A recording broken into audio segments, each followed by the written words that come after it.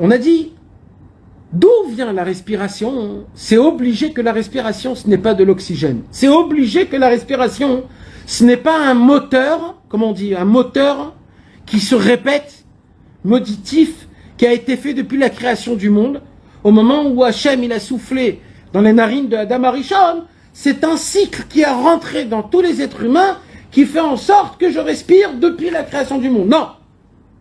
Rabbeinu, il nous dit, qu'est-ce qui se passe? Chaque seconde, chaque respiration, tu attires le souffle de vie directement d'Akadosh Baruch Hu Mamash.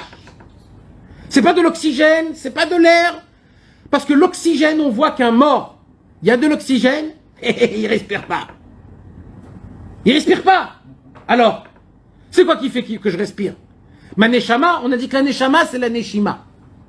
Donc, c'est quoi qui fait qu'il respire? C'est le souffle de Dieu. Donc, à chaque fois que je respire, j'expire et j'expire, c'est quoi que je respire et j'expire? C'est le souffle de Dieu, ma mâche de sa bouche. Vous savez, on raconte entre parenthèses, Rabbi Avram ben Rabbi Nachman, quand il venait à Ouman, d'Eretz Israël, les gens, ils venaient, ils disaient, ça c'est Rabbi Avram ben Rabbi Nachman, le Biur Alikoutim, c'est lui le... Et il dormait comme ça dans le cloïs, dans un banc. Parce que c'était un tzaddik. Et quand il dormait, les chassidés Breslev, ils se rapprochaient de sa bouche et de ses narines pour respirer sa respiration. Tellement c'était un tzaddik. Il voulait que de sa respiration rentre. C'est un petit peu comme ça, un peu ce qu'on vient d'étudier, de prendre la respiration du tzaddik. Mais ce qu'il faut comprendre, c'est que quand moi je respire, quand nous tous on respire de la respiration mamash de Dieu. Alors le chidouch, il vient, il est comme ça. Un des Rishonim, il dit, en vérité, Akadosh Baruch Hu, il nous a soufflé dans les narines, et ce souffle-là, ça suffisait pour nous, pour vivre toute une vie en entière.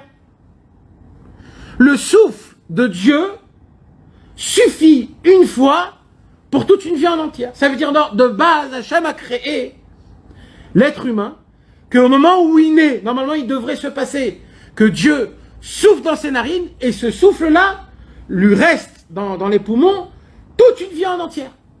Ça suffit. Le souffle de Dieu, ça suffit. Alors si c'est ça, pourquoi je respire et j'expire toujours, tout le temps? Normalement ça devrait être une fois, ça suffit. Et là, il dit comme ça, ce tzaddik-là, il dit comme ça.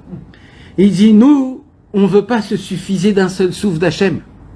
Alors on s'oblige à sortir le souffle, on se met en danger, et en se mettant en danger, on oblige Hachem de souffler dans nos narines. Et ça se passe de seconde en seconde pendant 70 ans de notre vie.